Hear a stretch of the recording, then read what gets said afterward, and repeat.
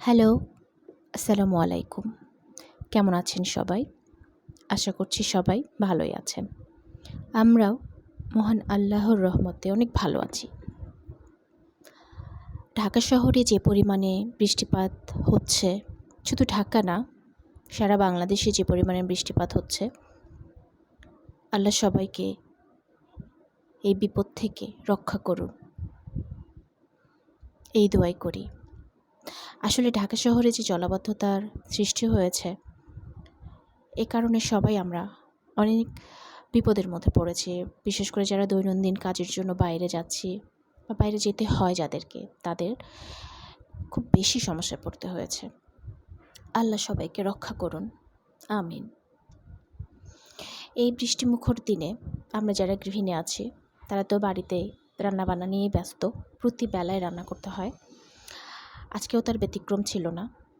সকাল সকাল নাস্তা রেডি করছিলাম, আর এখন সকাল সকাল বলতে 11টা বেজেই যায়।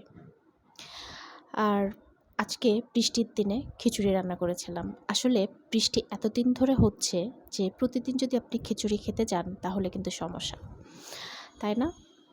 প্রতিদিন কিন্তু খিচুড়ি খাওয়া যায় না, মানুষের একটা রুচিরও ব্যাপার আছে। তাই আমি আজকে খিচুড়ি রান্না করেছিলাম। আর এই বৃষ্টির কয়েকদিনে আসলে 2-4 দিন পরপরই খিচুড়ি রান্না করা হচ্ছে। তো দেখালাম সকালবেলা আমরা কি নাস্তা করেছি। সুজি করেছিলাম, আর ছোট যে ক্রিমি ব্রেডগুলো থাকে সেগুলোকে মানে ভিতরে ক্রিম দেয়া সেই ব্রেডগুলো একটু ভেজে নিয়েছিলাম। পোড়া পোড়া করে খেতে কিন্তু অনেক মজা লাগে। তো আপনি ট্রাই করে দেখতে পারেন, কিন্তু এটা কিন্তু আসলে অনেক মজা।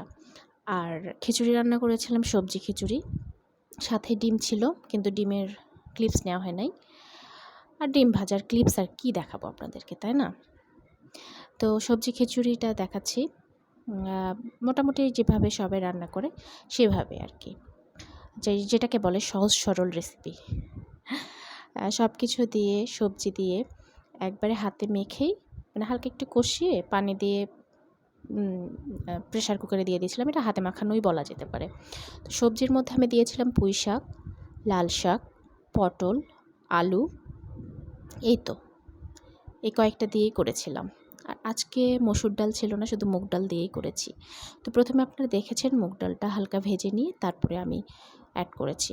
তো এই যে সব কিছু মশলা দিয়ে, আর যে সকল মশলা লাগে আর কি খিচুড়িতে, সিম্পল আর কি, সেই মশলাগুলো দিয়ে এটাকে হালকা একটু কষিয়ে নেব কিছুক্ষণ, যাতে একটা মিষ্টি গন্ধ ছাড়ে সে পর্যন্ত।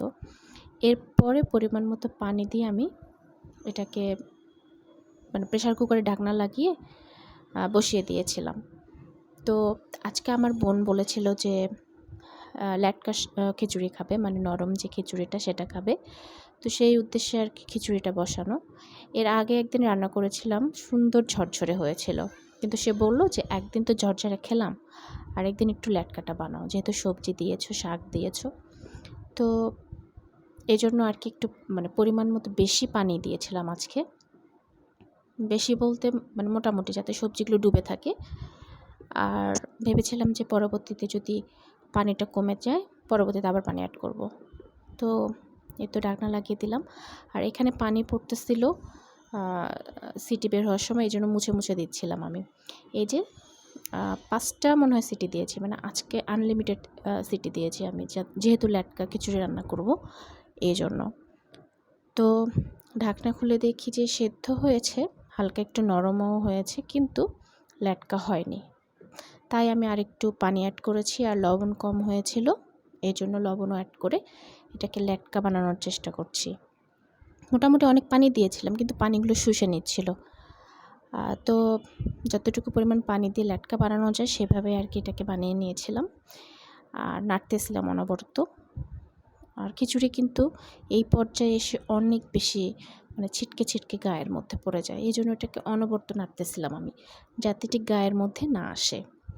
তো এই যে হয়ে গেল খিচুড়ি রেসিপি। সবাই ভালো থাকবেন, ধন্যবাদ।